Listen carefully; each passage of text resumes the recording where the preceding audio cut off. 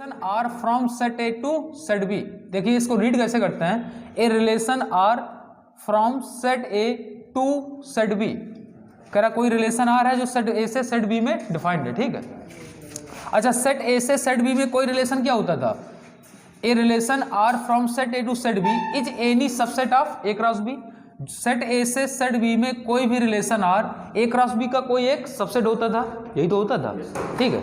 तो अगर मैं आपसे ये कहूं, मान लीजिए मैं आपसे एक क्वेश्चन पूछता हूं कि find the number of solution, sorry find the number of relations from set A to set B having या कंसिस्टिंग, ऐसा ही बोल सकते हैं, consisting m and n elements respectively. Respectively का मतलब होता है क्रमशः, क्रमशः का मतलब जो सेट पहले आएगा उसके लिए एलिमेंट पहले होगा, जो सेट बाद में आएगा उसके लिए एलिमेंट बाद में लिया जाएगा, ठीक है। आपसे देखिए क्वेश्चन में क्या कहा जा रहा है, कह रहा find the number of relations from set A to set B consisting m and n elements respectively. आपको कह रहा उन नंबर ऑफ रिलेशंस बताने हैं, वो नंबर ऑफ रिलेशंस बताने हैं, मतलब उन संबंधों की संख्या बतानी है, कौन से, जो सेट ए से सेट बी में लिए गए। सेट ए से सेट बी में संबंधों की संख्या बतानी है, मतलब सेट ए से सेट बी में नंबर ऑफ रिलेशंस बताने हैं। और कौन से सेट्स के लिए, कह रहा ऐसे सेट्स जिनमें m और n एलिमेंट्स हैं। मान लीजिए आपका एक सेट ए है, दूसरा सेट बी है, तो कह रहा number of elements in set A कितना है, sorry number of elements in set A कितना गिवन है m, और number of elements in set B कितना है n। कह रहा सेट ए में कितने एलिमेंट्स है m है, सेट बी में कितने एलिमेंट्स है n है। तो कह रहा सेट ए में अगर m एलिमेंट्स हैं, सेट बी में n एलिमेंट्स हैं, तो सेट ए से सेट बी में कितने नंबर्स ऑफ रिलेशंस होंगे, m नहीं होंगे। आप रिलेशन देखिए, आप इस चीज को कनेक्ट नहीं कर पा रहे हैं। आप रिलेशन क्या होता था, आप ये बताइए रिलेशन क्या था। तो सेट ए से सेट बी में कोई भी relation R A cross B का कोई एक सबसेट होता था। मान लीजिए आपको कोई एक सेट ए गिवन है, दूसरा सेट बी गिवन है, अगर आपको सेट ए से सेट बी में रिलेशन डिफाइंड करना है, तो सेट ए से सेट बी में रिलेशन क्या था, तो आपको एक सेट ए दिया है, दूसरा सेट बी दिया है, आप set A set be given है, इससे आप ए क्रॉस बी निकालिए, ए क्रॉस बी निकाल लेंगे। ए क्रॉस बी क्या था, the cartesian product of sets A and B. आपने सेट्स ए और बी का कार्टेशियन प्रोडक्ट निकाला। अब उस cartesian product A cross B का आप कोई भी सबसेट उठा लीजिए, वो क्या होगा, ए से बी में एक रिलेशन होगा। तो रिलेशन बेसिकली क्या था, ए क्रॉस बी का सबसेट था। ए क्रॉस बी का एनी सबसेट सेट ए से सेट बी में रिलेशन कहा जाएगा।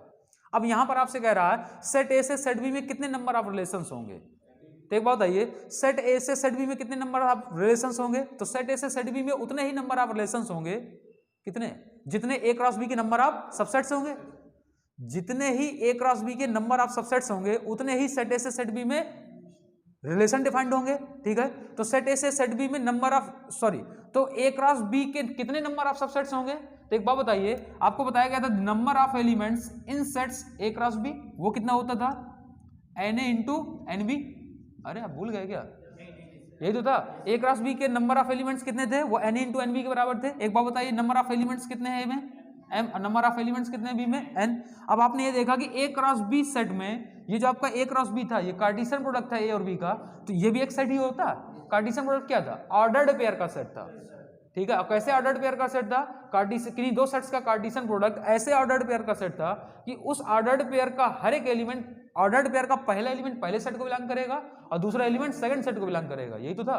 तो अब मैं ये कह रहा हूं कि ए क्रॉस बी में नंबर ऑफ एलिमेंट्स कितने होंगे, वो एन इंटू एन बी के बराबर होंगे। तो हमने यहां पर देखा कि ए क्रॉस बी सेट्स के नंबर ऑफ एलिमेंट कितने आ रहे हैं, एम एन। अब अगर ए क्रॉस बी में number of elements m n है, आपने क्या पढ़ा है कि the number of subsets of a finite set containing n elements, मतलब किसी फाइनाइट सेट में जिसमें एन एलिमेंट्स हैं उसके नंबर ऑफ सबसेट्स कितने होंगे, 2 की पावर n। आपने पढ़ा है ना। अच्छा, रिलेशन क्या था, सेट ए से सेट बी में डिफाइंड किया गया कोई भी रिलेशन ए क्रॉस बी का कोई एक सबसेट होता है। अब ए क्रॉस बी में नंबर ऑफ एलिमेंट्स कितने हैं, ए क्रॉस बी में नंबर ऑफ एलिमेंट्स है एम एन, ठीक। तो ए क्रॉस बी के जितने नंबर ऑफ सबसेट्स होंगे उतने ही सेट ए से सेट बी में रिलेशंस डिफाइंड होंगे। अब ए क्रॉस बी में कितने नंबर ऑफ सबसेट्स होंगे, तो ए क्रॉस बी में कितने नंबर ऑफ एलिमेंट है, 2 की पावर n, तो इसके नंबर ऑफ सबसेट्स कितने होंगे, 2 की पावर m होंगे कि नहीं होंगे। तो सेट ए से सेट बी में कितने रिलेशंस डिफाइंड होंगे, 2 की पावर m। बड़ा बेसिक बात थी, ठीक। आप चीजों को कनेक्ट करिए। ठीक है, तो ये बात क्लियर है मेरे हिसाब से, देखिए क्लियर है, नहीं क्लियर है? ठीक, तो मैं इसको प्रॉपर तरीके से लिखा नहीं रहा हूँ, मैंने ऐसे ओरल समझा दिया है, मेरे हिसाब से आपको समझ में आया होगा। ठीक, तो चलिए आगे बढ़ते हैं फिर। लिखना तो आप इसको प्रॉपर तरीके से लिखना चाहते हैं तो मैं लिखा दे रहा हूँ, फिर आप सुन लीजिए। ठीक है, find the number of relations from set A to set B consisting m n and elements respectively. ठीक है, अब देखिए आप अपनी लैंग्वेज में लिखिएगा जैसे पत्रकार लिखते हैं। ठीक है, तो मैं आपको बोल दे रहा हूं, सेट ए में नंबर ऑफ एलिमेंट्स कितने हैं m, सेट बी में नंबर ऑफ एलिमेंट्स कितने हैं n। अब एक बात बताइए, सेट ए से सेट बी में कितने रिलेशंस डिफाइंड होंगे? सेट ए से सेट बी में उतने ही रिलेशंस डिफाइंड होंगे जितने ए क्रॉस बी के नंबर ऑफ सबसेट्स होंगे। अब ए क्रॉस बी के कितने नंबर ऑफ सबसेट्स होंगे?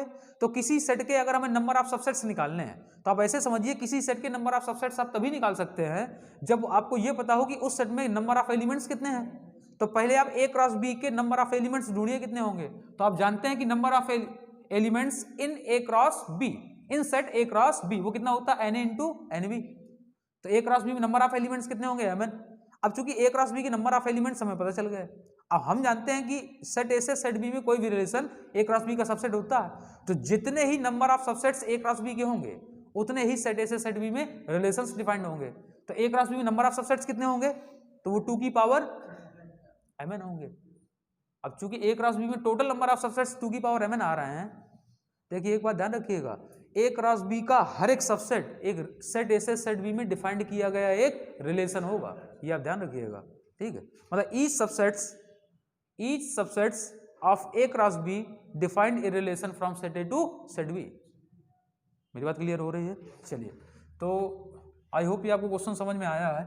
चलिए तो फिर आगे बढ़ते हैं। मैंने आपको कल रिलेशन बताया होगा, रिलेशन देखिए कुछ चीजें और बता देते हैं क्योंकि कभी कभी ये भी पूछ लेता है। ठीक है, देखिए ये चीज मैंने आपको पहले भी बताई थी, ये चीज मैं आपको अभी भी बता रहा हूं कि आपको जो पढ़ाया जा रहा है आप कोई भी किताब लगाइए।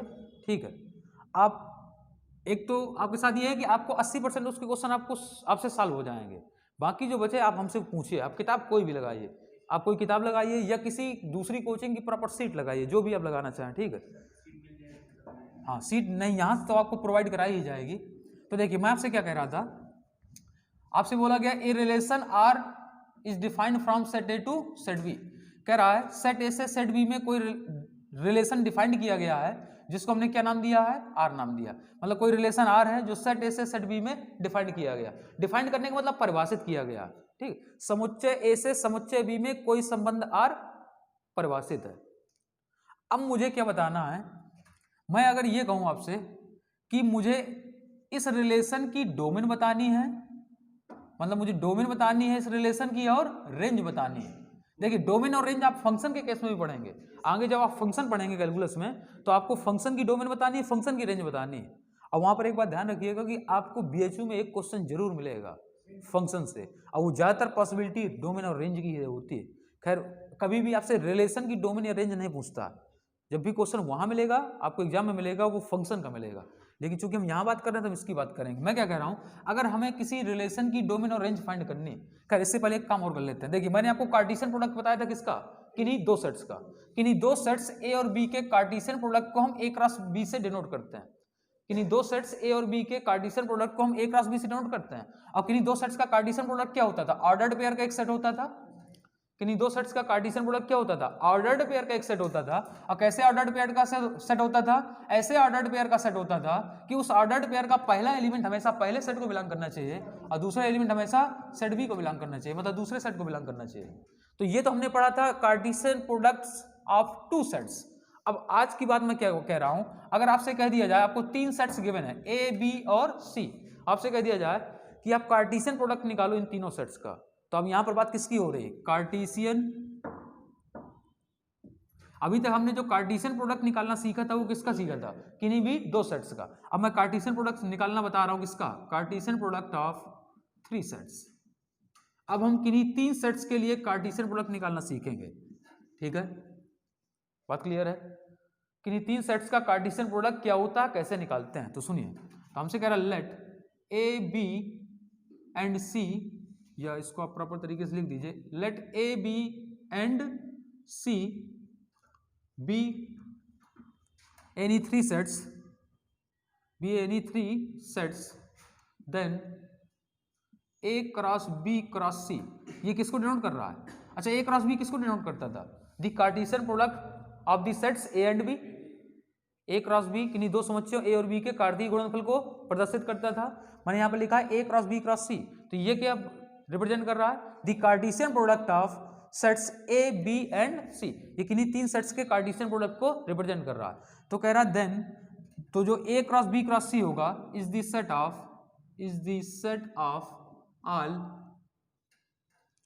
ordered triplets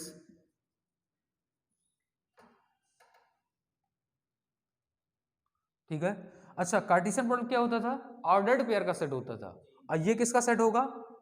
ऑर्डर्ड ट्रिपलेट्स का सेट होगा। और कैसे ऑर्डर्ड ट्रिपलेट्स का सेट होगा?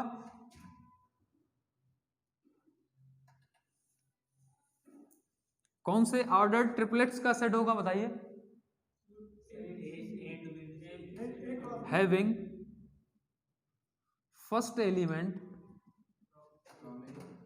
first element from set A and second element from set B and third element from set C। देखिए एक बात समझिए, ऐसे समझिए आप, मैं किन्हीं दो सेट्स के लिए बात कर रहा हूँ। किन्हीं दो सेट्स का कार्टेशियन प्रोडक्ट ऑर्डर्ड पेयर का एक सेट था। कैसे ऑर्डर्ड पेयर का सेट था? कि उस ऑर्डर्ड पेयर का पहला एलिमेंट पहले सेट से लिया जाएगा, दूसरा एलिमेंट दूसरे सेट से लिया जाएगा। ठीक है, उस ऑर्डर्ड पेयर का पहला एलिमेंट पहले सेट को बिलोंग करेगा, दूसरा एलिमेंट दूसरे सेट को बिलोंग करेगा। अब हम यहाँ बात कर रहे हैं किसकी? तीन सेट्स के कार्टेशियन प्रोडक्ट की। तो ये क्या आएगा? ये ऑर्डर्ड पेयर ना आके, चूंकि यहाँ पर दो सेट्स का कार्टेशियन प्रोडक्ट निकाल रहे थे तो ऑर्डर्ड पेयर आ रहा था। अब यहाँ तीन सेट्स का निकालना है तो ऑर्डर्ड ट्रिपलेट्स आएगा। और कैसा ऑर्डर ट्रिपलेट्स आएगा? कि उस ऑर्डर ट्रिपलेट का पहला एलिमेंट पहले सेट से लिया जाएगा, सेकंड एलिमेंट सेकंड सेट से लिया जाएगा और थर्ड एलिमेंट थर्ड सेट से लिया जाएगा। मेरी बात क्लियर हो रही है? तो इससे आप कनेक्ट कर पा रहे हैं? ठीक है, बात क्लियर है। चलिए, तो ये बात आपको पता चल गई, क्लियर है? देखिए, क्योंकि तीन के लिए कभी पूछ लिया गया तो फिर धोखा हो जाएगा ना। ठीक है, हाँ तो होगा, ये कोई मतलब बड़ी बात नहीं, बड़ी कॉमन बात है ये सिर्फ, लेकिन बताना था।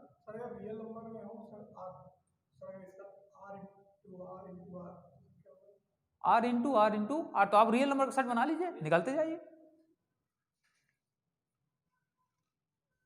रियल नंबर केस में क्या होता है? देखिए, रियल नंबर में सब कुछ आ जाता है। रेशनल प्लस इरेशनल बन के बनता है रियल। मतलब रियल में आपका स्क्वायर रूट वाला आएगा, पॉइंट वाले आएंगे, समझ गए ना, सब कुछ आएगा। तो रियल नंबर में आप कुछ भी ले सकते हो। हाँ, rational plus irrational equal to real. Union का मतलब वही तो है, सेट की लैंग्वेज में यूनियन बोलते हैं। ठीक है, अब उसका सेंस क्या? उसका सेंस तो प्लस ही से है। मतलब रेशनल प्लस इरेशनल बनके बनता है, मिलकर बनता है रियल।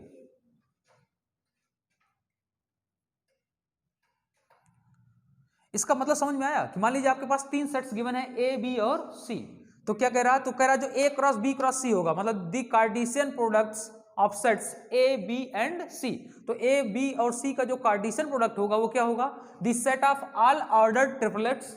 वो कह रहा है ऑर्डर्ड ट्रिपलेट्स का क्या होगा? सेट होगा। और कौन से ऑर्डर्ड ट्रिपलेट्स का सेट होगा? उन ऑर्डर्ड ट्रिपलेट्स का सेट होगा जिनका पहला एलिमेंट पहले सेट से लिया जाएगा, सेकंड एलिमेंट सेकंड सेट से लिया जाएगा और थर्ड एलिमेंट थर्ड सेट से लिया जाएगा। देखो, चाहे पहले ए क्रॉस बी निकाल लो, फिर उसका क्रॉस सी के साथ निकाल लो। ठीक है, चलिए खैर आगे बढ़ा जाए। चलिए, ये देखिए कोई बड़ी बात नहीं, ये बहुत आसान चीज थी। अब हम मूव करते हैं आगे।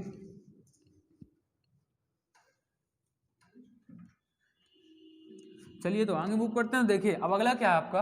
अब हम बात करते हैं किसकी? डोमेन और रेंज की। तो domain and range of a relation. किसी रिलेशन की डोमेन कैसे फाइंड करेंगे, रेंज कैसे फाइंड करेंगे, या पहले बात कर लेते हैं कि हम कैसे जानेंगे कि किसी रिलेशन की डोमेन क्या होती है और रेंज क्या होती है। ठीक है, तो पहले हम बात करते हैं डोमेन की। तो डोमेन के लिए क्या है?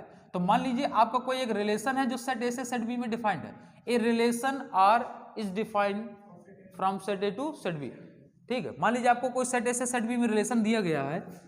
ठीक, मेरी बात क्लियर है? ठीक है, तो डोमेन क्या होगा? तो डोमेन के लिए बोला जाता है the set of all first component, या आप बोल सकते हैं coordinates, the set of all first components या coordinates of the ordered pair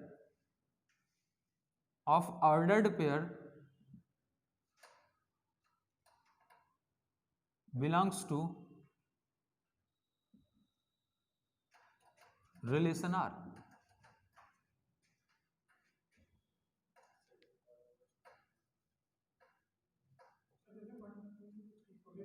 या बिलोंगिंग टू लिख लीजिए। क्या बोल रहे हैं?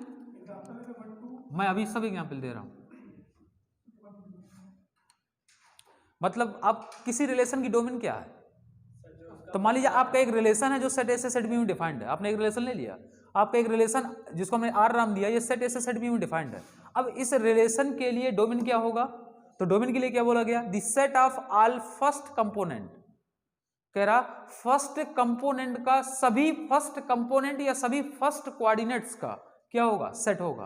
अब कौन से फर्स्ट कोऑर्डिनेट्स का या किसके फर्स्ट कोऑर्डिनेट्स का? तो किसके? कह रहा ऑफ दी ऑर्डर्ड पेयर के। तो कह रहा ऑर्डर्ड पेयर के पहले कंपोनेंट का सेट होगा, लेकिन कौन से ऑर्डर्ड पेयर के? तो कह रहा विच बिलोंगिंग टू आर। मतलब आपकी डोमेन बेसिकली क्या है? तो कह रहा किसी रिलेशन की डोमेन क्या है? तो कह रहा किसी ऑर्डर्ड पेयर के फर्स्ट कंपोनेंट का सेट है। कौन? डोमेन। किसकी? रिलेशन आर की। लेकिन कौन से ऑर्डर्ड पेयर के? तो उन सभी ऑर्डर्ड पेयर के फर्स्ट कंपोनेंट का सेट है जो ऑर्डर्ड पेयर किसमें दिए गए हों? रिलेशन आर में दिए गए हों। नहीं समझे? मतलब किसी रिलेशन आर को बिलोंग करने वाले सभी ऑर्डर्ड पेयर के फर्स्ट कंपोनेंट का जो सेट होगा उसको हम बोलते हैं डोमेन। मेरी बात क्लियर हो रही है पूरी? मैं क्या कर रहा हूं? किसी रिलेशन आर को बिलोंग करने वाले, किसी रिलेशन आर को बिलोंग करने का वाले का मतलब वो ऑर्डर्ड पेयर जो रिलेशन आर में हो। अच्छा, आप सोचेंगे कौन से ऑर्डर्ड पेयर जो रिलेशन आर में हो? तो एक बात बताइए, रिलेशन क्या था? ए क्रॉस बी का सबसेट था। तो आपको जो ऑर्डर्ड पेयर लेने हैं वो ए क्रॉस बी से नहीं लेने हैं। जो ए क्रॉस बी का सबसेट लिया गया था वही तो रिलेशन बना था। तो उस रिलेशन के जितने ऑर्डर्ड पेयर होंगे उन ऑर्डर्ड पेयर के फर्स्ट एलिमेंट या फर्स्ट कंपोनेंट का जो सेट होगा वो आपकी डोमेन कहलाएगा। जैसे मैं बोल रहा हूं, अगर मैं डोमेन ऑफ आर की बात करूं, ठीक है, तो जो डोमेन ऑफ आर होगा वो क्या होगा? मैं इसको बोल सकता हूं इक्वल टू ए बी। ये ऑर्डर्ड पेयर के पहले एलिमेंट, सॉरी, ये डोमेन ऑफ आर जो होगा वो इक्वल टू होगा ए। अब डोमेन ऑफ आर मैंने बोला किसके बराबर है? ए बी के। ये कब है? जब ए बी ऑर्डर्ड पेयर किसमें है? रिलेशन आर में। देखिए बात समझिएगा, आपका डोमेन क्या था? तो किसी रिलेशन आर को बिलोंग करने वाले उन सभी ऑर्डर्ड पेयर का, उन सभी ऑर्डर्ड पेयर के फर्स्ट कंपोनेंट का सेट था। यही तो था, किसी रिलेशन आर को बिलोंग करने वाले सभी ऑर्डर्ड पेयर के फर्स्ट कंपोनेंट का सेट है। अब देखिए, जैसे मैंने इसको मैथमेटिकल लैंग्वेज में लिखा तो कह रहा है जो डोमेन है वो इक्वल टू ए होगी, लेकिन कब? जब ऑर्डर्ड पेयर ए बी किसमें हो? रिलेशन आर में। मतलब इस बताइए, ये ऑर्डर्ड पेयर जो कि रिलेशन आर में है, इस ऑर्डर्ड पेयर का फर्स्ट कंपोनेंट कौन सा है? ए। उन सभी ऑर्डर्ड पेयर के फर्स्ट कंपोनेंट का सेट होगा जो ऑर्डर्ड पेयर किसमें हो? रिलेशन आर में। या रिलेशन आर को बिलोंग करने वाले सभी ऑर्डर्ड पेयर के फर्स्ट कंपोनेंट का सेट। ये ऑर्डर्ड पेयर है जो कि रिलेशन आर में है। इस ऑर्डर्ड पेयर के फर्स्ट कंपोनेंट के जो सेट होंगे वो इस रिलेशन आर की क्या होगी? डोमेन होगी। मेरी बात समझ में आई नहीं आई? ठीक, तो ये बात है, इस ऑर्डर्ड पेयर का फर्स्ट कंपोनेंट कौन सा है? ठीक है। अब अगर मैं रेंज की बात करूं तो रेंज के केस में आप क्या बोल देंगे? The set of all second component. मतलब set of all second component. मैं अगर रेंज की बात करूं, किसकी बात कर रहे हैं? रेंज की। ठीक है, तो रेंज ऑफ आर जो होगा वो क्या होगा? मैं इसको बोल दूंगा B. A B belongs to R. बात समझ में आई? मतलब रेंज क्या है? The set of all second component, the set of all second component या सेकंड कोऑर्डिनेट किसका? Of the ordered pair, of the ordered pair. कौन सा ordered pair? Which belongs to relation R. मतलब जो रेंज है वो क्या है? वो बेसिकली क्या है? तो कह रहा रिलेशन आर को बिलोंग करने वाले ऑर्डर्ड पेयर के फर्स्ट कंपोनेंट का क्या है? सेट है वो, सॉरी सेकंड कंपोनेंट का सेट। अगर आप रेंज की बात करेंगे तो यहां क्या लिखना पड़ेगा? सेकंड। अगर आप रेंज की बात करेंगे तो यहां क्या लिखना पड़ेगा? सेकंड। मतलब रेंज क्या है? तो कह रहा रिलेशन आर को बिलोंग करने वाले ऑर्डर्ड पेयर के सेकंड कंपोनेंट का जो सेट है वो रेंज है। अब बताइए, ये ऑर्डर्ड पेयर रिलेशन आर को बिलोंग कर रहा है। अब अगर ये ऑर्डर्ड पेयर रिलेशन आर में है तो इस ऑर्डर्ड पेयर के सेकंड कंपोनेंट का जो सेट होगा वो क्या होगा? वो इस रिलेशन की रेंज होगा। बात नहीं समझ में आई? बात समझ में आ गई ना? ठीक है। तो आपको इस डिफिनीशन से क्या मिला आप ये बताइए? आपको इस डिफिनीशन से ये मिला, मैं देखिए आपको एक बात कह रहा हूं, समझिएगा। मैं आपसे ये कह रहा हूं कि इस डिफिनीशन से मुझे एक चीज मिली है कि जो आपकी डोमेन होगी, किसी रिलेशन की जो डोमेन होगी वो सबसेट होगी किसका? सेट ए का। होगी कि नहीं होगी? बस समझ गए आप? और जो रेंज होगी वो सबसेट होगी किसकी? सेट बी की। इतनी बात क्लियर है? तो बस आप ये लिख लीजिए कि किसी रिलेशन आर की जो डोमेन होगी वो सबसेट होगी सेट ए की, जो रेंज होगी वो सबसेट होगी सेट बी की। अब इसके लिए एग्जाम्पल की बात करेंगे, ठीक है? पहले पूरी प्रॉपर वो कर लेते हैं। मेरी बात ये क्लियर हो रही है? अगर किसी को कोई डाउट हो तो बताइए, फिर मैं इसको समझाऊं। कहीं पर भी डाउट नहीं? चलिए, अगर डाउट नहीं तो कोई बात नहीं, तो फिर आगे बढ़ते हैं। अब किसी रिलेशन का इनवर्स कैसे निकालते हैं, लास्ट टॉपिक है इसका कि किसी रिलेशन का इनवर्स कैसे निकालते हैं। फिर इसके बाद हम पढ़ेंगे टाइप्स ऑफ रिलेशन, ठीक? नहीं, टाइप्स ऑफ रिलेशन अभी पढ़ेंगे, विद एग्जाम्पल पढ़ना पड़ेगा। हाँ, कल रिफ्लेक्सिव बताया था, सिमेट्रिक बताया था, एक ऐसे बता दिया था, ट्रांजिटिव बता दिया था। चलिए, तो इक्विवेलेंस तीनों हो गए, जो तीनों को होल्ड करे वो इक्विवेलेंस है, ठीक? तो अब मैं बात कर रहा हूं इनवर्स की। तो इनवर्स ऑफ ए रिलेशन, किसी रिलेशन का इनवर्स क्या होता है या किसी रिलेशन के इनवर्स कैसे निकालते हैं, ठीक है? तो मैं बोल रहा हूं कि let A and B be two non empty sets, non empty sets, and let R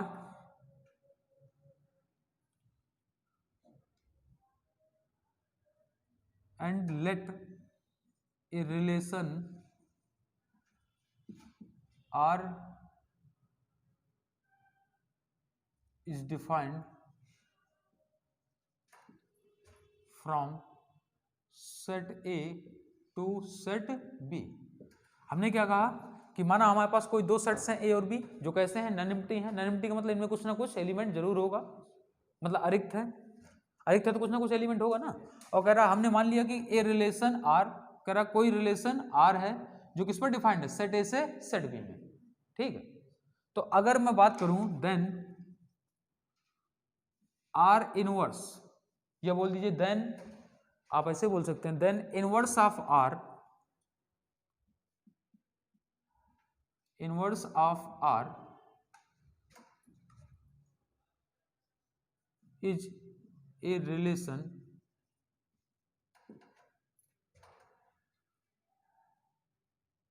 from B to A, from set B to set A,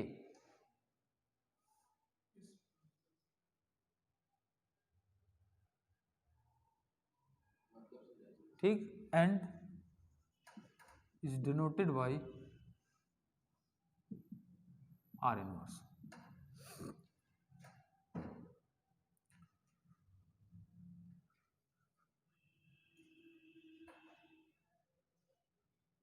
मतलब इसके कहने का सेंस ये है, देखिए समझिएगा।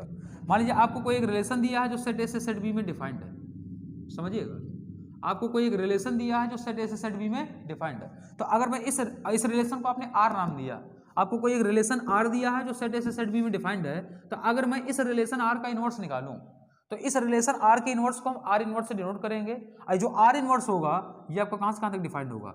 ये जो आपका आर इनवर्स रिलेशन होगा ये कह रहा डिफाइंड होगा from set B to set A. सीधी सी बात समझ गए।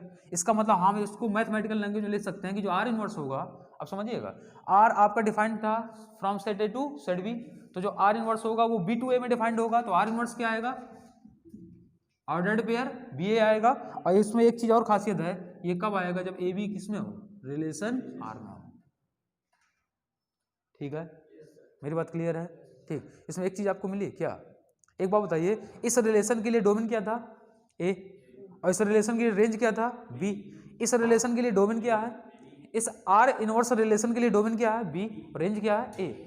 और इस पर्टिकुलर रिलेशन आर के लिए जो डोमेन था वो ए था, रेंज था जो वो बी था।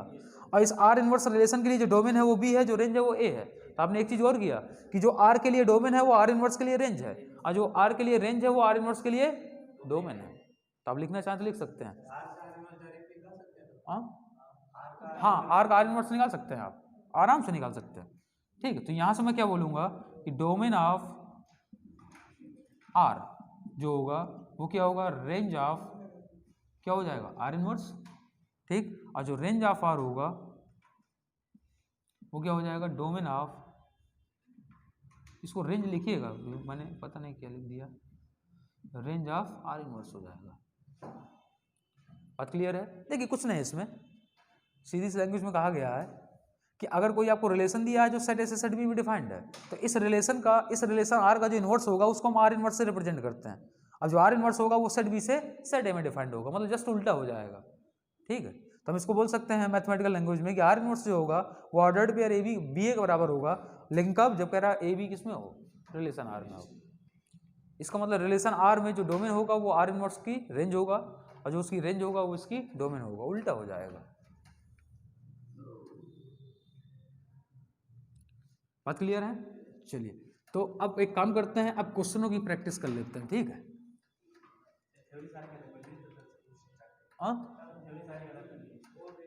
थ्योरी समाप्त हो चुकी है, थ्योरी कहानी खत्म हो गई।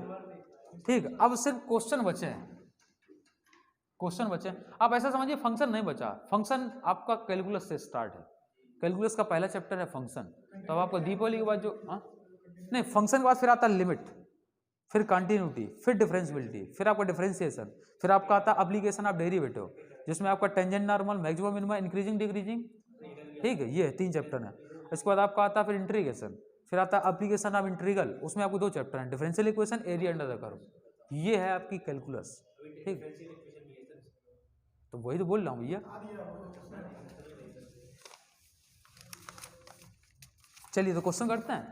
ठीक, क्वेश्चन मैं नहीं करूँ, क्वेश्चन आप ही लोग आज बताओगे। ठीक है, सिर्फ पूछा जाना है आपसे। देखिए क्या कह रहा है, आपसे क्वेश्चन में कह रहा है, बड़ा नॉर्मल क्वेश्चन है, क्योंकि पहला क्वेश्चन तो ऐसा लिया जाता है, इफ ए इक्वल टू कोई सेट ए है, दूसरा सेट हमें बी गिवन है, एक सेट ए गिवन है, दूसरा सेट बी गिवन है, सेट ए में 2 एंट्रीज हैं, सेट बी में भी 2 एंट्रीज हैं, और तीसरा सेट हमें सी गिवन है जिसमें 3 एंट्रीज हैं। एंट्रीज का मतलब 3 एलिमेंट है। ठीक है, हमसे क्या कहा गया है, देन फाइंड। अब देखिए जो जो मैंने बताया आपको उसी के क्वेश्चन में ले रहा हूं, आपसे कह रहा है ये फाइंड करो, और एक चीज और इसमें कह रहा है ये फाइंड करना, केवल यही फाइंड करना। हाँ, ये क्या कह रहा है, the Cartesian products of the sets A B and C. A B और सी का कार्टेशियन प्रोडक्ट पूछा गया। आप चाहें तो कैसे कर सकते हैं, डायरेक्ट भी कर सकते हैं। मैं पहले इसको प्रॉपर तरीके से समझा दे रहा हूँ। देखिए सोल्यूशन, देखिए इसका सोल्यूशन क्या है। जैसे मुझे ए क्रॉस बी क्रॉस सी निकालना, तो पहले मैं एक काम कर सकता हूँ, मैं ए क्रॉस बी निकाल सकता हूँ। और जब आप ए क्रॉस बी निकालेंगे तो आप क्या निकालना है, देखिए बताइए नहीं, पहले यहाँ देखिए। तो जब आप ए क्रॉस बी निकालेंगे तो क्या निकालेंगे, सेट ए ये था, इसका क्रॉस निकालना है किसके साथ, बी के साथ। बी क्या है, सॉरी बी है आपका जिसमें 2 एलिमेंट है 3 और 4। तो देखिए जब आप किन्हीं 2 सेट्स का कार्टेशियन प्रोडक्ट निकालते हैं तो वो ऑर्डर्ड पेयर का एक सेट आता है। और कैसे ऑर्डर्ड पेयर का सेट आता है, एक ऐसे ऑर्डर्ड पेयर का सेट आता है जिसमें ऑर्डर्ड पेयर का पहला एलिमेंट पहले सेट से होना चाहिए और सेकंड एलिमेंट सेकंड सेट से होना चाहिए। तो एक बात बताओ, अगर मैं इसकी बात करूं, ऑर्डर्ड पेयर का पहला एलिमेंट पहले सेट से होना चाहिए, दूसरा एलिमेंट सेकंड सेट से होना चाहिए। तो अगर मैं पहले सेट के इस एलिमेंट 1 की बात करूं तो 1 के जितने ऑर्डर्ड पेयर सेट बी के एलिमेंट्स के साथ बन सकते हैं वो हम सब बनाएंगे। तो 1 के कितने ऑर्डर्ड पेयर बन सकते हैं, तो 1 आपका 3 के साथ बना सकता है और 1 आपका सेट बी के एलिमेंट 4 के साथ बना सकता है। ऐसे 2 के जितने ऑर्डर्ड पेयर सेट बी के एलिमेंट्स के साथ बनेंगे, जितने ऑर्डर्ड पेयर इस एलिमेंट 2 के एलिमेंट 2 के जितने ऑर्डर्ड पेयर सेट बी के एलिमेंट्स के साथ बनेंगे वो सब बनाएंगे। तो 2 का एक ऑर्डर्ड पेयर 3 के साथ बनेगा, 2 का 4 के साथ बनेगा। इतनी बात क्लियर नहीं क्लियर है? ये बात समझ में आई? ये आया ए क्रॉस बी।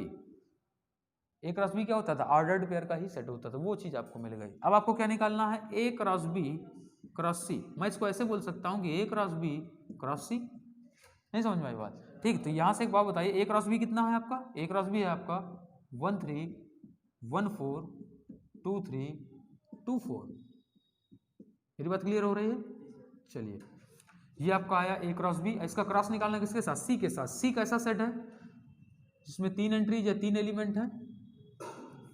अब यहां आपको देखिए, ध्यान क्या देना, जो आपने पढ़ा आपको उसी चीज पे रहना, कि जब जब धरती पे पाप बढ़ा है तब तो भगवान का अवतार हुआ। बस बिल्कुल वही चीज है।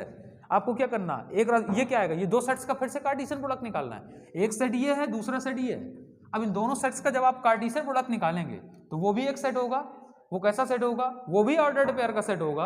अब वो ऐसे ऑर्डर्ड पेयर का सेट होगा जिसका पहला एलिमेंट पहले सेट से होना चाहिए और दूसरा एलिमेंट दूसरे सेट से होना चाहिए। ठीक है, अब यहां पर देखिए, अब यहां पर जो ये सेट आएगा वो चूंकि ऑर्डर्ड पेयर नहीं आएगा, क्योंकि ऑर्डर्ड पेयर तो ऑलरेडी दिया है ना, इसका इसके साथ क्रॉस निकालना है, तो ये ऑर्डर्ड ट्रिपलेट्स का सेट आएगा। आएगा नहीं आएगा? तो ऑर्डर ट्रिपलेट्स का सेट बनाइए। तो देखिए, मैं अगर इसकी बात करूं तो इस सेट का हर एक एलिमेंट, जितने ऑर्डर्ड पेयर सेट इस सेट के एलिमेंट्स के साथ बना सकता है वो सब बनाएंगे। तो अगर मैं इस सेट के इस एलिमेंट की बात करूं, हालांकि ऑर्डर्ड पेयर है, लेकिन इस पर्टिकुलर सेट के लिए ये ऑर्डर्ड पेयर क्या है? एलिमेंट ही तो है। बात समझ गया ना? ठीक है, तो ये ऑर्डर्ड पेयर सेट बी के एलिमेंट्स के साथ जितने ऑर्डर्ड ट्रिपलेट्स बना सकता है वो सब हम बनाएंगे। क्लियर है? तो देखो 1 3 का किसके साथ बन सकता है? 1 3 का 4 के साथ, और 1 3 का 5 के साथ, और 1 3 का 6 के साथ। अरे नहीं समझ में आ रहा क्या? आ रहा ना? ठीक है, अब बताओ इसके इस ऑर्डर्ड पेयर के जितने ऑर्डर्ड ट्रिपलेट्स सेट बी के एलिमेंट्स के साथ बन सकते हैं वो भी बनाएंगे। तो 1 4 का किसके साथ बन सकता है? देखिए 1 4 का 4 के साथ, और 1 4 का 5 के साथ, और 1 4 का किसके साथ? 6 के साथ। अब बचा क्या? 2 3। इस 2 3 ऑर्डर्ड पेयर के जितने ऑर्डर्ड ट्रिपलेट्स सेट बी के एलिमेंट्स के साथ बन सकते हैं वो भी बनाएंगे। तो 2 3 का देखिए किसके साथ बनेगा? 2 3 का 4 के साथ, और 2 3 का 5 के साथ, और 2 3 का 6 के साथ। समझ में आ रही बात? अब देखिए ऐसे बिल्कुल सिमिलर ये भी हो जाएगा। तो 2 4 क्या 4, और 2 4 5, और 2 4 6। देखिए इस क्वेश्चन पर्टिकुलर क्वेश्चन कुछ है नहीं, इसमें लेबरी है और कुछ नहीं। ठीक है, आपका आ गया। एक बात बताइए, क्या वैसे डायरेक्ट आता? ए क्रॉस बी क्रॉस सी निकालते क्या था? ऑर्डर्ड ट्रिपलेट्स का सेट था। तो ए क्रॉस बी क्या आया था? Ordered triplets A B C, जिनमें से स्मॉल ए क्या होना चाहिए? सेट ए में होना चाहिए, स्मॉल बी सेट बी में होना चाहिए, स्मॉल सी सेट सी में होना चाहिए। ये बताओ अगर डायरेक्ट लिखते तो क्या आ जाता? डायरेक्ट लिखने में क्या आता? देखिए ऑर्डर्ड पेयर का पहला एलिमेंट पहले सेट से होना चाहिए, दूसरा एलिमेंट दूसरे सेट से होना चाहिए, और तीसरा एलिमेंट तीसरे सेट से होना चाहिए। ये तो था। तो अगर मैं यहां से बनाना चाहूँ तो देखिए ऑर्डर्ड पेयर का पहला एलिमेंट पहले सेट से लेंगे, दूसरा एलिमेंट दूसरे सेट से लेंगे, और तीसरा एलिमेंट तीसरे सेट से। तो देखिए 1 3 4 1 3 5 सबके। देखिए ये बात ध्यान रखिएगा, मैं पहला एलिमेंट पहले सेट का उठा रहा हूँ, दूसरा एलिमेंट दूसरे ही सेट का उठा रहा हूँ, और तीसरा एलिमेंट तीसरे सेट का उठा रहा हूँ। तो देखिए कितने ऑर्डर ट्रिपलेट्स बनेंगे। तो मैंने पहला इसी का एलिमेंट लिया। तो देखिए 1 3 4 1 3 5 और 1 3 6। आपने जितने भी ऑर्डर ट्रिपलेट्स बनाए हैं उनमें हर एक ऑर्डर ट्रिपलेट में पहला एलिमेंट पहले सेट से है, दूसरा एलिमेंट दूसरे सेट से है, तीसरा एलिमेंट तीसरे सेट से है। अब मैं यहाँ बात कर रहा हूँ 1 4 4 1 4 5 और 1 4 6। देखिए सब बने होंगे, देख लीजिए। अब 1 के साथ बन गए। देखिए 1 के साथ क्या क्या बना था? 1 3 4 1 3 5 1 3 6। आपको देखिए 1 3 4 1 3 5 1 3 6। समझ गए? अब 1 का 3 के साथ तो बन गया। आप देखिए 1 4 4 1 4 5 और 1 4 6। तो आप डायरेक्ट भी बना सकते थे, आपको ये सब लेबरी करने की जरूरत नहीं, लेकिन चूंकि अब प्रॉपर तरीके से कर रहे हैं तो करना तो पड़ेगा ही। ट्रिपलेट में डोमेन रेंज नहीं पूछेगा। तो डोमेन रेंज पूछेगा तब भी वही होगा जो, हाँ डोमेन का मतलब ये पूछा जाए। देखिए डोमेन में क्या होता है, ट्रिपलेट के लिए डोमेन पूछेगा तो आप पर्टिकुलर बता नहीं सकते इसके लिए कौन डोमेन में आएगा कौन रेंज में आएगा। ठीक है, तो डोमेन रेंज जब भी कभी पूछेगा तो वो ऑर्डर्ड पेयर में ही पूछेगा, ट्रिपलेट में नहीं पूछेगा। मेरी बात क्लियर हो रही है? ठीक, चलिए मिटाते हैं इसको। कोडोमेन होता पूरा पूरा सेट भी, हाँ पूरा सेट भी, हाँ सेट भी पूरा। अगर कोई रिलेशन सेट ए से सेट बी में डिफाइंड है तब सेट बी पूरा पूरा कोडोमेन होगा। ठीक, आप अगर किसी रिलेशन को सेट एक्स से सेट वाई में डिफाइंड कर रहा है तो बी तो वहां आया ही नहीं ना। ठीक है, नहीं वो डोमेन रेंज नहीं आप निकाल सकते हैं, वो पॉसिबल नहीं है। चलिए अगला क्वेश्चन करते हैं, बड़ा आसान क्वेश्चन है। आपसे कह रहा है if set A equal to, कोई सेट ए है जो कि फाइनाइट सेट है जिसमें 3 एलिमेंट हैं, और आपसे कह रहा है सेट बी गिवन है हमें, ये भी फाइनाइट सेट है, इसमें 2 एलिमेंट हैं, और हमें कोई थर्ड सेट गिवन है जिसको सी नाम दिया गया है, इसमें भी 3 एलिमेंट है 1 3 5।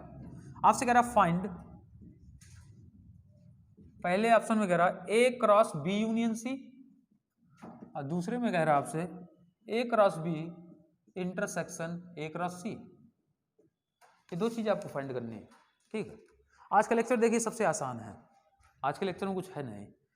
अच्छा बताइए, आपको जैसे ए क्रॉस बी यूनियन सी निकालना, तो पहले आप बी यूनियन सी निकाल लो, सबसे पहले आप बी यूनियन सी निकालो। जब आप बी यूनियन सी निकालोगे तो बी यूनियन सी का मतलब उन सारे एलिमेंट्स का सेट जो या तो बी में हो या सी में हो या दोनों में हो, मतलब कम से कम किसी एक सेट को बिलोंग जरूर करें। तो पहले आप बी के एलिमेंट लिख लीजिए, तो बी के एलिमेंट क्या है 3 4। अब या तो बी में हो या सी में हो, तो बी को छोड़कर बाकी बचे सी के कौन कौन से बचा 1 और 5, यही तो बचा। ठीक है, अब आपको क्या निकालना, ए क्रॉस बी यूनियन सी। तो अब एक काम करिए, ए क्या है, सेट ए ये है जिसमें 3 एंट्रीज हैं, इसका क्रॉस निकालना बी यूनियन सी के साथ। बी यूनियन सी क्या है 1 3 4 5। सेट में ऑर्डर मैटर नहीं करता, ये तो बात पता है ना। तो मैं इस चीज को फिर से वापस ऐसे लिख सकता हूं। ठीक है, अब मैं यहां लिखना चाहूंगा, कैसे करेंगे आप, ये क्या आएगा बोलिए, ये ऑर्डर्ड ट्रिपलेट्स का सेट आएगा कि ऑर्डर्ड पेयर का सेट आएगा। यहां आप केवल 2 सेट्स का कार्टेशियन प्रोडक्ट निकालना है, केवल 2 सेट्स का कार्टेशियन प्रोडक्ट निकालना है, तो ये ऑर्डर्ड पेयर का सेट आएगा। और ऐसे ऑर्डर्ड पेयर का सेट आएगा कि इस ऑर्डर की हर उस ऑर्डर्ड पेयर का पहला एलिमेंट पहले सेट को बिलोंग करेगा, दूसरा एलिमेंट दूसरे सेट को बिलोंग करेगा। तो आप समझ गए होंगे 1 1 1 3 1 4 1 5। इस एलिमेंट 1 के साथ जितने ऑर्डर्ड पेयर सेट बी के बन सकते थे वो सब बनाएंगे, इस एलिमेंट 2 के जितने ऑर्डर्ड पेयर सेट बी के एलिमेंट्स के साथ बन सकते थे वो बनाएंगे, ऐसे ही 3 के लिए बनाएंगे। उम्मीद ये हो जाएगा। ठीक, इसको कराने की जरूरत नहीं है। अब देखिए इसमें क्या कह रहा है, इसमें आपसे कह रहा है A cross B intersection A cross C निकालना। तो पहले आप ए क्रॉस बी निकाल लीजिए, ए क्रॉस बी का मतलब कार्टेशियन प्रोडक्ट निकाल लीजिए सेट्स ए और बी का। ऐसे ही आप कार्टेशियन प्रोडक्ट निकाल लीजिए सेट ए और सी का। अब उन दोनों में आप ये देखिए कि कौन कौन से एलिमेंट्स कॉमन है। अब एलिमेंट का मतलब आप यहां समझे, जब आप 2 सेट्स का कार्टेशियन प्रोडक्ट निकालेंगे तो ऑर्डर्ड पेयर का सेट आएगा, तो ये भी ऑर्डर्ड पेयर का सेट होगा, ये भी ऑर्डर्ड पेयर का सेट होगा। तो आपको ऑर्डर्ड पेयर में ये देखना है कि कौन कौन से ऑर्डर्ड पेयर मैच हो रहे हैं। तो जैसे मान लीजिए एक से ज्यादा ऑर्डर्ड पेयर मैच हो गए, मान लीजिए आपके ए क्रॉस बी में 3 4 ऑर्डर्ड पेयर आया, अब ए क्रॉस सी में भी 3 4 ऑर्डर्ड पेयर आया, अब मान लीजिए इसमें आया 5 3 ऑर्डर्ड पेयर आया ए क्रॉस बी में, अब 5 3 इसमें भी ऑर्डर्ड पेयर आया, मतलब 2 ऑर्डर्ड पेयर ऐसे आए जो कि दोनों में कॉमन है, मतलब ए क्रॉस बी में भी आए ए क्रॉस सी में भी आए, तो ये दोनों में कॉमन हो गए। तो आप जब इन दोनों का इंटरसेक्शन निकालेंगे, मतलब जब हम लिखेंगे A cross B intersection A cross C, तो वो क्या आएगा, मान लीजिए ये 2 ही आए, ये 2 ही ऐसे ऑर्डर्ड पेयर हमें मिले जो कि दोनों में है, तो ये क्या हो जाएगा इस केस में कॉमन हो जाएगा 3 4 5 3। और क्लियर है, तो ये आप शायद अपने उनसे कर लेंगे। ठीक है, इसमें फालतू का टाइम पास करने का कोई मतलब नहीं, 40 मिनट तो हो जाएंगे इसी में। ठीक है, चलिए आपसे कह रहा है if A cross B equal to, देखिए थ्योरेटिकल पोर्शन बात अलग होती है, पढ़ना मेन होता है प्रैक्टिस। आप जितना क्वेश्चन की प्रैक्टिस करेंगे, आप जितनी क्वेश्चन की प्रैक्टिस करेंगे उतना ही ज्यादा आपका क्लियर होगा। ठीक है, तो क्वेश्चन आपको जितने ज्यादा से ज्यादा लगाने, जितने हो सके उतने ज्यादा से ज्यादा लगाने हैं।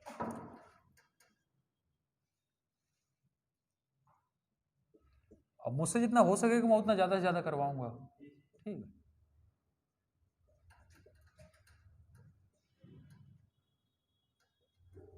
आपको ए क्रॉस बी दिया गया, मतलब कार्टेशियन प्रोडक्ट दिया गया किसका, सेट्स ए और बी का। ठीक है, आपसे क्या कह रहा है फाइंड ए एंड बी, आपसे कह रहा है सेट ए फाइंड करो एंड सेट बी फाइंड करो। सेट ए भी आपको फाइंड करना, सेट बी भी फाइंड करना। आप कैसे निकालेंगे सुन लीजिए। अच्छा, ए क्रॉस बी मतलब कार्टेशियन प्रोडक्ट है किसका, ये क्या है, कार्टेशियन प्रोडक्ट है किसका, ए और बी का। अब किन्हीं दो सेट्स का कार्टेशियन प्रोडक्ट क्या होता है, ऑर्डर्ड पेयर का सेट होता है। आप डिफिनेशन समझिए, किन्हीं दो सेट्स का कार्टेशियन प्रोडक्ट ऑर्डर्ड पेयर का एक सेट होता है। और कैसे ऑर्डर्ड पेयर का सेट होता है, ऐसे ऑर्डर्ड पेयर का सेट होता है जिसमें ऑर्डर्ड पेयर का पहला एलिमेंट पहले सेट से होना चाहिए और सेकंड एलिमेंट सेकंड सेट से होना चाहिए। तो इन सभी ऑर्डर्ड पेयर का जो पहला एलिमेंट होगा वो पहले सेट से लिया गया होगा और दूसरा एलिमेंट दूसरे सेट से लिया गया होगा। पहला सेट कौन सा बताइए, सेट ए। पहला सेट कौन सा है, सेट ए। तो इसका मतलब पहला सेट अगर सेट ए है तो इस ऑर्डर्ड पेयर के जितने भी पहले एलिमेंट होंगे वो सब सेट ए के होंगे, होंगे कि नहीं होंगे। तो देखिए इसमें क्या क्या आया, ए बी, केवल दो ही आए, केवल दो ही आए, बार बार फिर वही आ रहा ए बी। तो सेट में तो एलिमेंट रिपीट करते नहीं हम लोग। अगर हम सेट बी की बात करें तो क्या होगा, ऑर्डर्ड पेयर का जो सेकंड एलिमेंट होगा वो आपका सेकंड सेट से लिया गया होगा। तो इसमें क्या क्या आया, 1 2 3। क्लियर है, सीधा सीधा आपको मिल गया। भाई आपको कार्टेशियन प्रोडक्ट की डिफिनीशन से ध्यान रखना कि किन्हीं दो सेट्स का कार्टेशियन प्रोडक्ट जो होता है वो ऐसे ऑर्डर्ड पेयर का सेट होता है जिसमें ऑर्डर्ड पेयर का पहला एलिमेंट पहले सेट से होना चाहिए और सेकंड एलिमेंट सेकंड सेट से होना चाहिए। अब चूंकि जो हमें कार्टेशियन प्रोडक्ट दिया है वो ऑर्डर्ड पेयर का सेट दिया है, तो ये कार्टेशियन प्रोडक्ट कब पॉसिबल था, जब ऑर्डर्ड पेयर का पहला एलिमेंट पहले सेट से लिया गया हो, सेकंड एलिमेंट सेकंड सेट से लिया गया हो। इसमें बताओ पहला सेट कौन सा है, ए, और सेकंड सेट कौन सा है, बी।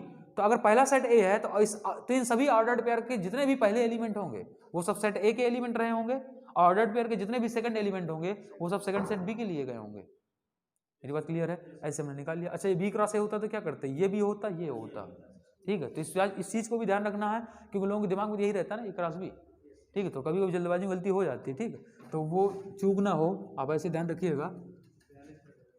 हाँ, तुम लोग टाइम काट रहे होगा यार, इस उम्र में समय काट रहे हो, बुढ़ापा कैसे कटेगा। हाँ, ये उम्र जो समय काटने की, थोड़ा ढंग से पढ़ो। देखो कह रहा let A and B be two sets such that A cross B consist. वो आपसे कह रहा कि ए और बी दो समुच्चय इस प्रकार हैं। अब एक बार क्वेश्चन फिर सुनिएगा, आपसे क्या कह रहा है, आपसे क्वेश्चन कह रहा है let A and B be, let A and B, इसके बाद फिर कह रहा बी, बी का मतलब होता होना, ठीक है। Let A and B be two sets such that A cross B consist of 6 elements. वो कह रहा है दो समुच्चय ए और बी इस प्रकार हैं कि ए क्रॉस बी में 6 अवयव हैं। अब ए क्रॉस बी सेट में कितने एलिमेंट्स हैं, तो ए क्रॉस बी के नंबर ऑफ एलिमेंट्स को कौन रिप्रेजेंट करेगा, n of A cross B. ये कितने हैं, 6। मेरी बात क्लियर है, ठीक। आगे क्या कह रहा है, कह रहा if 3 elements of A cross B, कह रहा यदि ए क्रॉस बी के इनमें से 3 एलिमेंट कौन कौन से हैं, if 3 elements of A cross B, A cross B के इनमें से 3 एलिमेंट है 1,4 2,6 3,6, ठीक है। तो कह रहा find A cross B and B cross A. तो find A cross B and B cross A. आपसे ये भी पूछ सकता था कि find set A and set B, आपसे ये भी इसमें कह सकता था, ठीक है। आपको करना कैसे, सुनिए। आपसे क्वेश्चन में क्या कहा गया कि दो सेट्स ए और बी इस प्रकार हैं कि ए क्रॉस बी में जो नंबर ऑफ एलिमेंट्स है वो कितने हैं, 6, ठीक है। और कह रहा ए क्रॉस बी में जो नंबर ऑफ एलिमेंट्स थे वो टोटल कितने थे, 6। अब हमसे क्या कह रहा उनमें से ए क्रॉस बी में 3 एलिमेंट्स ऐसे हैं जो दिए गए हैं। ए क्रॉस बी में टोटल एलिमेंट्स कितने थे, 6। एक बात बताइए, जैसे ए क्रॉस बी निकालेंगे तो वो क्या होगा, किन्हीं दो सेट्स का कार्टेशियन प्रोडक्ट निकालोगे फिर से एक सेट आएगा। अब किन्हीं दो सेट्स का कार्टेशियन प्रोडक्ट क्या आता है, ऑर्डर्ड पेयर का सेट आता है। तो अगर मैं ए क्रॉस बी निकालूंगा तो ऑर्डर्ड पेयर का सेट आएगा, और जब ये ऑर्डर्ड पेयर का सेट आएगा तो एक बात होता है इसमें कितने ऑर्डर्ड पेयर होंगे, 6 होंगे। 6 होंगे कि नहीं होंगे, क्यों 6 होंगे, क्योंकि इस पर्टिकुलर कार्टेशियन प्रोडक्ट के लिए जो एलिमेंट का काम करेगा वो कौन करेगा, ऑर्डर्ड पेयर करेंगे, ठीक है। तो ए क्रॉस बी में चूंकि 6 एलिमेंट है तो इसका मतलब ए क्रॉस बी में 6 ऑर्डर्ड पेयर आएंगे। अब 6 ऑर्डर्ड पेयर में कह रहा 3 ये हैं, तो हमसे एक क्वेश्चन ये पूछ सकता था कि बाकी बचे रिमेनिंग 3 बताओ, बाकी रिमेनिंग 3 बताओ, रिमेनिंग 3 मतलब जो बाकी बचे हुए 3 हैं उनको बताओ। ये तो ये पूछ सकता था। ये फिर कहता कि फाइंड ए बताओ, मतलब फाइंड सेट ए, कह रहा सेट ए फाइंड करो। ये फिर कहता फाइंड सेट बी, ये तो सेट बी फाइंड करो। देखिए क्वेश्चन इसमें 3 तो वो हो गया, बाकी बचे 2 ये जो कह रहा है ये निकालो, ठीक है। अब क्वेश्चन करेंगे कैसे, तो देखिए जो हमें पता हम उसी को यूज करेंगे। हमसे कह रहा है ए क्रॉस बी में टोटल नंबर ऑफ एलिमेंट्स कितने हैं, 6। अब देखिए हम इसको चाहें तो थोड़ा वैसे भी कर सकते हैं जनरल नॉलेज से। अब एक बात जानते हैं कि एन ए क्रॉस बी जो होता है वो बताइए क्या होता है, n A into n B. अच्छा ये बताइए किसी सेट में नंबर ऑफ एलिमेंट्स ऐसा हो सकता है, ऐसा तो हो नहीं सकता किसी सेट में -2 एलिमेंट हो, मतलब नंबर ऑफ एलिमेंट्स नेगेटिव नहीं हो सकते। दूसरी बात, ऐसा भी नहीं हो सकता किसी सेट में 3.5 एलिमेंट हो, समझ गए? तो फ्रैक्शनल भी नहीं हो सकता। इसका मतलब एक चीज क्लियर है कि किसी सेट में नंबर ऑफ एलिमेंट्स कैसे होंगे, पॉजिटिव होंगे। दूसरी बात कैसे होंगे, इंटीजर होंगे, पॉजिटिव होंगे और इंटीजर होंगे। तो पॉजिटिव इंटीजर होंगे, तो ये भी पॉजिटिव इंटीजर है, ये भी पॉजिटिव इंटीजर है। अब आप बताइए इसका टोटल आंसर क्या आना चाहिए, 6।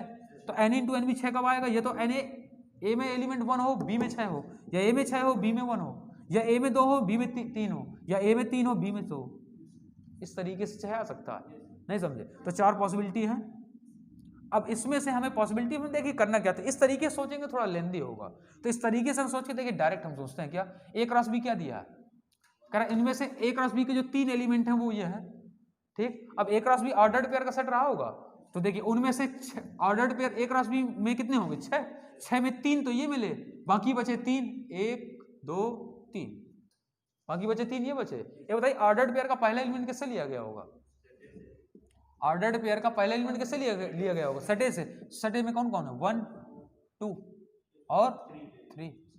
और ऑर्डर्ड पेयर का दूसरा एलिमेंट किससे लिया गया होगा, सेकंड सेट बी से। तो सेकंड सेट में क्या क्या आ रहा है, क्या बताइए, पहले सेट में नंबर ऑफ एलिमेंट कितने हैं, 3। दूसरे सेट में नंबर ऑफ एलिमेंट कितने हैं, 2। और जब आप number of elements in A cross B निकालेंगे तो n इंटू एन भी आएगा, वो 3 दूनी 6 आएगा, ठीक है। यहाँ से तो हमें खैर ये चीज़ हमें लगाना नहीं है। खैर जब आपको सेट ए मिल गया, सेट बी मिल गया, अब आपके क्वेश्चन के अकॉर्डिंग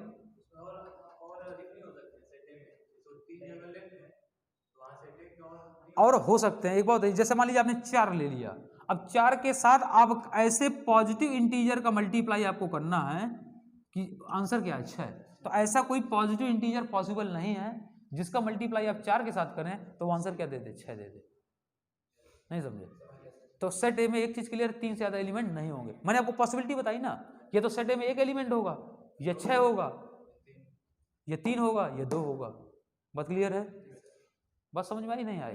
ठीक है, तो मेरे हिसाब से क्लियर। अब आप ए क्रॉस बी निकाल लेंगे, बी क्रॉस ए भी निकाल लेंगे। अच्छा बताइए, अगर रिमेनिंग 3 एलिमेंट्स पूछते तो आप क्या करेंगे, आपको क्या करना, ए क्रॉस बी निकालना। तो देखिए ए क्रॉस बी में क्या होगा, इस सेट ए के एलिमेंट 1 के जितने ऑर्डर्ड पेयर इस सेट बी के एलिमेंट्स के साथ बनेंगे वो सब बनाएंगे।